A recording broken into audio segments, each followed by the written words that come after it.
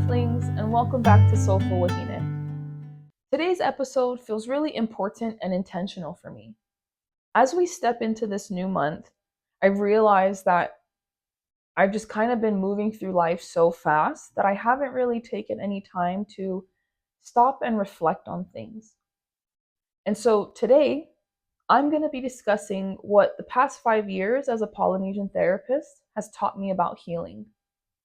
As we step into the month of May, I want to honor the fact that May is AAPI Heritage Month. And for me personally, May marks 5 years of me being a therapist and 1 year since I dropped my first episode of Soulful Wahine. When I really sat with that, I realized that I have grown in a lot of ways that I haven't really acknowledged or even said out loud. And so this episode kind of felt like the perfect way to start this month, by reminding you folks of who I am, how I practice, and what has shaped me in my work. Here on Soulful Wahine, I've given you folks a lot of educational content. I love being able to break things down and help you folks understand yourselves on a deeper level. However, there's also a whole side of this work that I don't really talk about. I don't really talk about how I actually became this version of the therapist that I am. I don't always talk about what I've learned from sitting with people in their real, unfiltered lives. And I haven't really been able to touch on how being Polynesian has shaped the way that I have seen healing and the way that I understand healing. Because the way that I show up now as a therapist didn't just come from school. It came from being in the room with people and being open and being changed by what I was seeing. And so today, I want to share 5 things with you folks that I have learned from my time as being a therapist. Again, these aren't things that I learned from a textbook. They were learned from real moments, from sitting with people when things weren't always clear, weren't always clean, and didn't always have easy answers, from watching patterns repeat and actually being able to figure out what creates change versus what just sounds good. And honestly, from being challenged in ways that I didn't really expect to be challenged. Lesson 1, healing isn't always loud, verbal, or visible. One of the first things that I had to unlearn was that healing had to be obvious in order to be real. And I had that thought because in a lot of Western spaces, healing looks like talking everything out, being able to name and explain your emotions, and being able to process things out loud. And while that works for some people, it's not the only way that healing happens. I've seen some of my clients make some of the most groundbreaking changes and shifts very quietly and subtly. Some examples that are coming to mind are choosing to not react the way that they used to, walking away from something without needing to explain it, and changing how they show up without announcing it to everyone.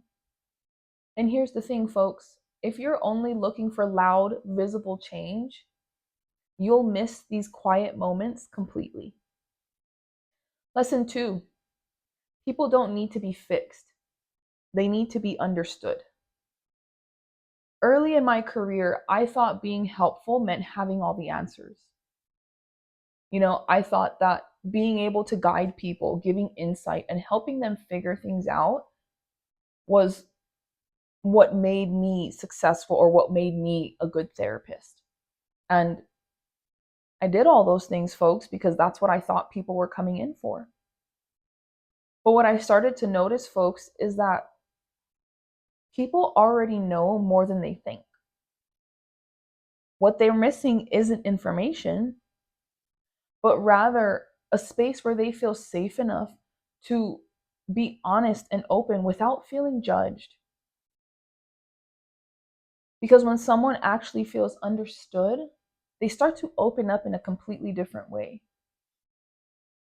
When I think back to, honestly, the first 2 years of my career, I felt so much pressure to, like I said, always have the answers, always be ready to give insight, always be ready to guide people.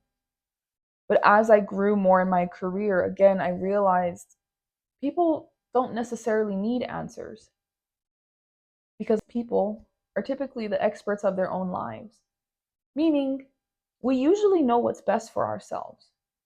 And so, again, recognizing that most people really just needed a safe space, I was able to really shift the way that I started to show up for my clients. Oof. Something really deep that this work has forced me to learn how to do, folks, was it forced me to learn how to sit in the dark with people without feeling the need to turn on the light.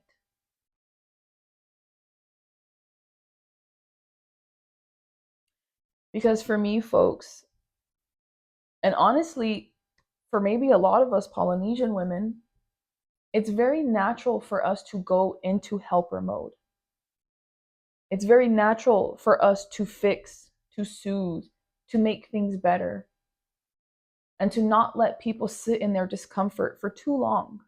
But what I learned is that constantly trying to fix someone can actually take away from what they're needing the most. Because sometimes people don't need solutions. They need someone who can sit with them in that uncomfortable space without rushing them out of it. And learning how to do that, learning how to hold that space without trying to change it, was very huge for me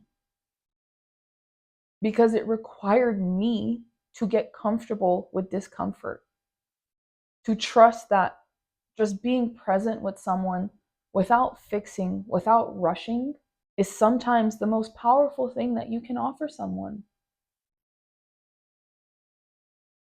Not every moment needs light right away. Some moments just need someone that's willing to stay. That rhymed, guys. Lesson number 3, you can be self-aware and still feel stuck. A lot of people that I work with are very self-aware, meaning that they know their patterns. They know what they should be doing, and they can explain exactly why they feel the way they do. But for some reason, they still feel stuck. And that's because, folks, awareness doesn't automatically make change easier.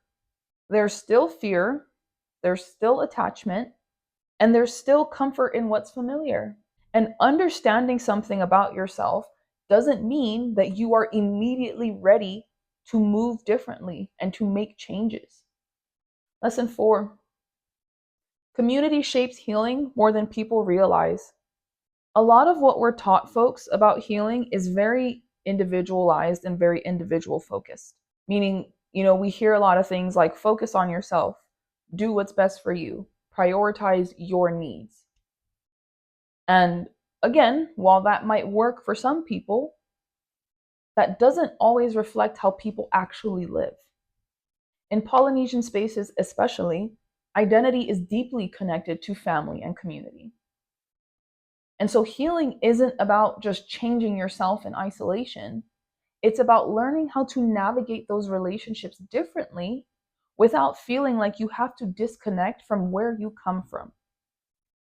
Ooh. The final lesson, and in my opinion, I feel like the most important lesson that I'm going to mention today, is lesson 5. And that is the relationship that you have with yourself sets the tone for everything. At the core of so many struggles, folks, is how people see themselves. It's not always obvious, but it shows up in subtle ways, like what you accept, what you question, and what you convince yourself is normal for you. The way that you view yourself influences what you think you're allowed to have. It shapes what you tolerate, even when something doesn't sit right. And it affects how quickly you second guess yourself versus standing firm in your decisions. A lot of people aren't struggling because they don't know better. They're struggling because there's a part of them that doesn't fully believe that they deserve better. Because whether we want to admit it or not, folks, that internal relationship shows up everywhere. It shows up in the people that we feel drawn to and the dynamics that we stay in longer than we should. It shows up in how we handle discomfort, whether we avoid it, minimize it, or actually face it. And it shows up in your self talk, especially in moments when things don't go your way. And I think the hardest part about this, folks, is that no one else can build that relationship with you but you. People can support you, guide you, and reflect things back to you. But at the end of the day, the way you see yourself is something that you have to actively choose to work on. Okay? It's not something that is just going to get better over time. No, it is one of those things that we have to be intentional about. If I'm being honest with you folks, these past 5 years haven't really just shaped the way that I practice. They've honestly shaped the way that I see the world and the way that I move through the world. These past 5 years have made me aware of the patterns that people carry, but also more aware of the patterns that I have, and even so, the ones that I try to push down or act like aren't there. These past 5 years have helped me to learn how to feel more grounded in my voice, how to be more intentional in how I connect with people, and more honest about what healing actually looks like. And I think that that's the part that people don't always mention or people don't always tell you, is that this work, being a therapist, it does change you. If you've been listening to this podcast or if you've been doing your own work, you're probably starting to notice your own little shifts too. Not always in big dramatic ways, but in how you think, how you respond, and what you're no longer willing to ignore. And those shifts matter, even if they don't feel huge yet. Because growth doesn't always feel like progress in the moment. Sometimes it's going to feel like discomfort. Sometimes you're going to question yourself. And sometimes you might not fully recognize who you used to be. But that's part of it, folks. That in between space where things feel unfamiliar, that's usually where real change is starting to take place. If there's one thing I want you folks to take away from today's episode, it's that healing isn't always about becoming a completely different person. It's about becoming more honest with yourself, more aware of your patterns, and more intentional in how you move forward. At your own pace and in your own way. Thank you for tuning into today's episode and listening to me share parts of my journey with you all.